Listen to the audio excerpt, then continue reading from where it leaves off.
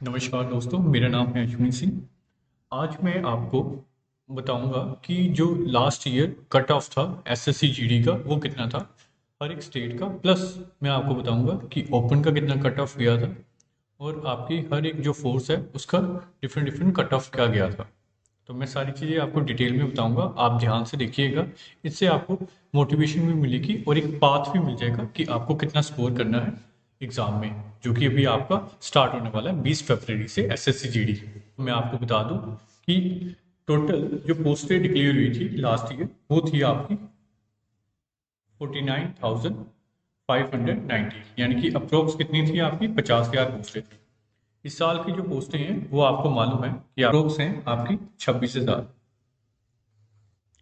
तो आपको इतना तो समझ आ गया होगा कि इस बार जो कंपटीशन रहेगा वो पिछले बार के कंपेरेटिवली थोड़ा ज़्यादा ही रहेगा। अब मैं आपको बताता हूँ कि कट ऑफ गया कितना था आपका लास्ट ईयर। जैसा कि आप चेक कर सकते हो, फीमेल की जो लास्ट ईयर वैकेंसीज थी वो थी आपकी अप्रोक्स कितनी 5,531, और जो टोटल सिलेक्ट हुई थी लास्ट ईयर कैंडिडेट्स वो हुए थे आपके 5,117। और आपकी जो मेल थे, मेल की जो टोटल वैकेंसी थी वो थी आपकी 41,000, माफ कीजिए 43,884, और जो सिलेक्ट हुए थे वो 41,262। इसमें से जो वैकेंसी अभी रह गई है वो कौन सी थी, एक मणिपुर की रह गई थी और एक और स्टेट है जिसकी रह गई थी। और अगर आप चेक करोगे तो आपको पता चलेगा इसमें कि जो नारकोटिक्स, जो कि सबसे ज़्यादा प्रेफरेंस दी जाती है, नारकोटिक्स कंट्रोल ब्यूरो, इसमें आप देख सकते हैं कि टोटल जो वैकेंसी थी वो थी 175, और 175 की फिल हुई थी। इसमें जो ओपन की वैकेंसी थी वो थी 73। और अभी आप देखोगे कि इसमें इन्होंने बताया कि जो नारकोटिक्स कंट्रोल ब्यूरो, यानी कि मैंने बताया कि जो जिसकी सबसे ज़्यादा वैकेंसी फिल की गई थी, माफ कीजिएगा सबसे कम वैकेंसी थी लेकिन सबसे ज़्यादा कट ऑफ गया था।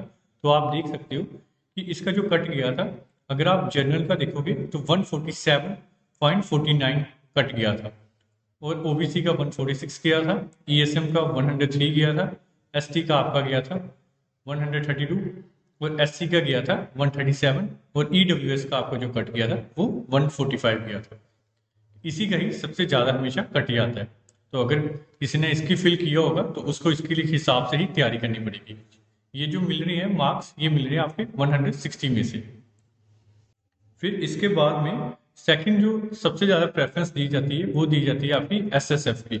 एसएसएफ एक ऐसी फोर्स है जो हमेशा आपकी कैबिनेट मिनिस्टर के साथ रहती है। तो अगर आप चेक करोगे तो इसमें भी जो सबसे ज़्यादा कट गया है वो इन्हीं फोर्स का गया हुआ है। 142 कट गया था इसका, और जनरल का, और उसके नीचे 140 गया था आपका ओबीसी का। इसी के हिसाब से इसमें सबसे जो लोएस्ट कट गया हुआ है वो है एसटी का, यानी कि 126 मार्क्स। अब इसके नीचे इन्होंने बताया हुआ कि जो बाकी वैकेंसीज थी उनका क्या क्या कट गया हुआ है, और इसके हिसाब से इन्होंने ये चीज भी मेंशन की हुई है कि जैसे अगर कोई किसी के आगे जी लिखा हुआ है तो इसका मतलब जनरल एरिया। जनरल एरिया वो हो गया कि जो आपके बॉर्डर एरिया के अलावा वाले एरियाज होते हैं। और बी अगर किसी के आगे मेंशन किया हुआ है, यानी कि जो बॉर्डर एरिया का जिनका सर्टिफिकेट वगैरह लगता है, ये उसके हिसाब से। और अगर किसी पोस्ट के आगे एन लिखा होगा तो आपने समझ जाना है ये वो नक्सल एरिया है, और उसके हिसाब से उनका कट ऑफ बनता है। तो तीन तरह के कट ऑफ डिवाइड किए गए हैं। एक तो जनरल एरिया वालों के, बी से हो जाएगा बॉर्डर एरिया के हिसाब से, एन से हो जाएगा नक्सल एरिया के हिसाब से। कि ये जो कट ऑफ मैं बताऊंगा ये किसका होएगा, फीमेल्स कैंडिडेट का होएगा सबसे पहले, और इसके बाद में मैं आपको मेल्स कैंडिडेट का भी बताऊंगा। अगर आप जम्मू का कट ऑफ देखोगे तो हमने चेक करना है जी के हिसाब से, यानी जनरल के हिसाब से। तो अगर आप देखोगे कि ईडब्ल्यूएस जो कैंडिडेट है उनका जो फीमेल्स का कट गया है वो कितना गया है बीएसएफ के लिए, वो गया है आपका 61 पॉइंट समथिंग। और आप उसके हिसाब से देखोगे कि अगर बीएसएफ की मैं बात करूं, बी जो बॉर्डर एरिया के हिसाब वाले, बॉर्डर एरिया में जो रहते हैं उनके हिसाब से जो ईडब्ल्यूएस का कट गया है वो गया है आपका 59.97। इसी के नीचे अगर आप चेक करोगे तो आपको दिख जाएगा कि जो सीआरपीएफ है या सीआईएसएफ है जनरल, जनरल में जो ईडब्ल्यूएस का कट गया हुआ है वो कितना गया हुआ आपका सीएसएफ का, वो गया है 81 पॉइंट समथिंग। और उसी हिसाब से सीआरपीएफ का जो गया हुआ कट वो कितना गया हुआ है ईडब्ल्यूएस का 64.91। फिर आप नीचे देखोगे आईटीबीपी, आईटीबीपी का जो ईडब्ल्यूएस कैंडिडेट है कैटेगरी वाले, उनका जो कट गया हुआ है वो गया है आपका 58.73।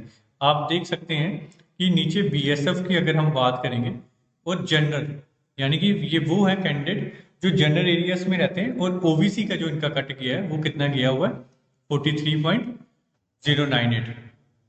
इसका मतलब ये है कि ये वो कैंडिडेट है, फीमेल कैंडिडेट, जिनके 160 में से मार्क्स आए हैं कितनी 43 पॉइंट समथिंग। और ये वो फीमेल कैंडिडेट है ओबीसी के जिनको बीएसएफ मिल गई थी। जो बीएसएफ में गए थे फीमेल कैंडिडेट्स की बात कर रहा हूँ, बीएसएफ में जाने वाले 68.47 इनका मेरिट गया था। ये सभी के सभी फीमेल कैंडिडेट्स हैं, मैं उनके हिसाब से बता रहा हूँ। और जो बच्चा फीमेल कैंडिडेट जनरल कैटेगरी का गया था तो उसके मार्क्स थे 91.71। और उसी के नीचे बात करेंगे जो बच्चा सीआरपीएफ में गया था जनरल कैटेगरी का, तो उसके मार्क्स थे कितने 74.68। ये वो कैंडिडेट्स हैं जो जेएंडके से बिलोंग करते हैं। फिर उसके नीचे अगर आप देखोगे कि जनरल कैटेगरी का ही जो बच्चा आईटीबीपी में गया था उसके मार्क्स थे कितने 67.28। ये सब डिपेंड करेगा कि आपने प्रेफरेंस किस हिसाब से दी हुई है। अब हम बात करेंगे कि मेल कैंडिडेट्स की, कि मेल के कितने मार्क्स आए थे, कितना कट गया था आपके जेएनके के हिसाब से हम बताएंगे कि एससी का कितना कट गया था, एसटी का कितना कट गया था और जनरल का क्या कट गया था हर एक पर्टिकुलर फोर्स के लिए। हम बात करेंगे असम राइफल की। तो असम राइफल की अगर हम बात करें, अगर जिनके पास ईडब्ल्यूएस था, इकोनॉमिकली वीकर सेक्शन, तो उस कैंडिडेट का जो हमारे कट गया था वो कितना गया था 78.884। ये किनका असम राइफल का। उसी तरीके से अगर कोई बीएसएफ किसी ने चूज किया था तो ईडब्ल्यूएस का जो इसका कट गया था वो गया था आपका 72.0198। और अगर कोई ऐसा कैंडिडेट जो बॉर्डर एरिया से बिलोंग करता है और उसके पास क्या है ईडब्ल्यूएस है, तो उसका जो कट गया था वो गया था आपका 67.59। फिर इसके अलावा अगर मैं बात करूं जो सीआईएसएफ में गए थे और ईडब्ल्यूएस था, तो उनका जो कट गया था वो गया था 86.94। बी का मतलब मैंने आपको पहले बता दिया कि ये बॉर्डर एरिया वाले हैं, और जी का मतलब है जो जनरल एरियाज में रहते हैं उनके हिसाब से। सीआरपीएफ का जो कट गया था ईडब्ल्यूएस का वो गया था जनरल एरिया का 71.07। इसके बाद ओबीसी का जो आपका मेरिट गया हुआ है जनरल एरिया का, वो आपका क्या गया हुआ है असम राइफल्स का 65 पॉइंट समथिंग। बीएसएफ का गया हुआ है आपका 61.78। सीएसएफ का गया हुआ है ओबीसी का 74 पॉइंट समथिंग। बीएसएफ का बॉर्डर एरिया वालों का गया हुआ है 56 पॉइंट, और आईटीबीपी का जनरल एरिया वालों का गया हुआ है 64 पॉइंट समथिंग।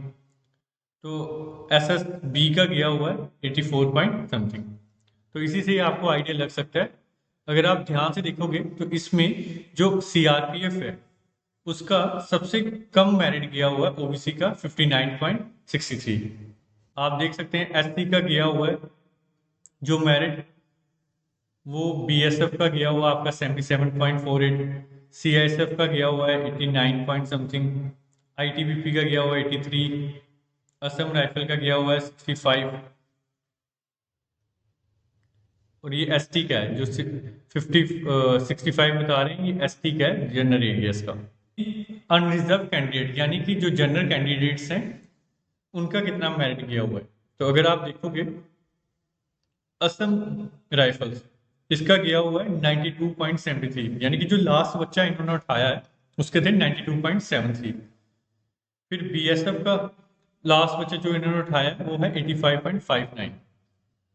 फिर सीआईएसएफ का जो गया हुआ कट वो गया है 100.99, यानी कि 100 प्लस मार्क्स से उसी को ही सीआईएसएफ मिली है। फिर सीआरपीएफ जो मिली है वो मिली है 84.83 वाले कैंडिडेट को सीआरपीएफ मिली है। ये अनरिजर्व कैंडिडेट जो कि जनरल एरिया में रहता है। तो इसी से अब आपको आइडिया लग जाएगा कि आपको किस लेवल की तैयारी करनी है और कितने मार्क्स आपके आने चाहिए कि आप क्वालिफाई कर सको। अब मैं आपको एक सिंपल सी स्ट्रेटेजी बताऊंगा कि अगर आप इसको फॉलो करोगे तो आपका आराम से क्लियर हो जाएगा। आपको मालूम ही है कि आपको 4 सेक्शन आएंगे। वो सेक्शन होंगे आपके, सबसे पहले आएगा आपको रीजनिंग, फिर उसके बाद में आपको मिलेंगे क्वेश्चन मैथ्स के, फिर उसके बाद में आपको मिलेंगे जीके के, और फिर मिलेंगे आपको हिंदी या फिर इंग्लिश, वो आपकी चॉइस ही रहेगी। तो आपको पता है रीजनिंग के जो क्वेश्चंस मिलेंगे वो आपको मिलेंगे टोटल 20 क्वेश्चंस मिलेंगे, और मैथ्स के भी 20 रहेंगे, जीके के भी 20 रहेंगे, और हिंदी इंग्लिश के भी 20 मार्क्स रहेंगे। अगर कोई एक ऐसा कैंडिडेट है जो इसमें आपके कम से कम 15 क्वेश्चंस ठीक कर देता है, ये जो मैं आपको स्ट्रेटेजी बता रहा हूँ ये बिल्कुल जेएनके के हिसाब से बता रहा हूँ कि जो जेएनके का पिछला रिकॉर्ड रहा है उसके हिसाब से बता रहा हूँ कि आपके कितने मार्क्स होने चाहिए। मैथ्स को अगर आप देखोगे, मैथ्स में अगर कोई 10 क्वेश्चन ठीक कर देता है तो मोर देन इनफ है। जीके अगर कोई अच्छे लेवल का भी पढ़ता है तो जितनी मेरी समझ कहती है कि वो कैंडिडेट 5 से 6 क्वेश्चन ही ठीक कर पाएगा। तो इसमें अगर आप 5 क्वेश्चन ही ठीक कर देते हो, और हिंदी और इंग्लिश इसमें कम से कम आपके 15 क्वेश्चन ठीक होने ही चाहिए। 15 15 30 40 और 45 45 बन जाएंगे, और 45 को अगर आप 2 से मल्टीप्लाई करोगे तो वो आपके हो जाएंगे कितने, 90 मार्क्स। तो मैं आपको बता दूं कि अगर किसी को इस तरीके की स्ट्रेटेजी अगर कोई फॉलो करता है और उसके अगर 90 मार्क्स बन जाते हैं तो उस कैंडिडेट को, चाहे वो जनरल कैटेगरी का क्यों ना हो, उस कैंडिडेट को कोई ना कोई एक बेस्ट फोर्स 110% मिल जाएगी। लेकिन शर्त है कि अगर वो इस तरीके की उसने स्ट्रेटेजी फॉलो की हो, और अगर कोई बहुत अच्छा है पढ़ने में, मोर देन एवरेज है, तो वो ठीक है, वो अपने हिसाब से भी प्रिपेयर कर सकता है और क्वेश्चन सॉल्व कर सकता है।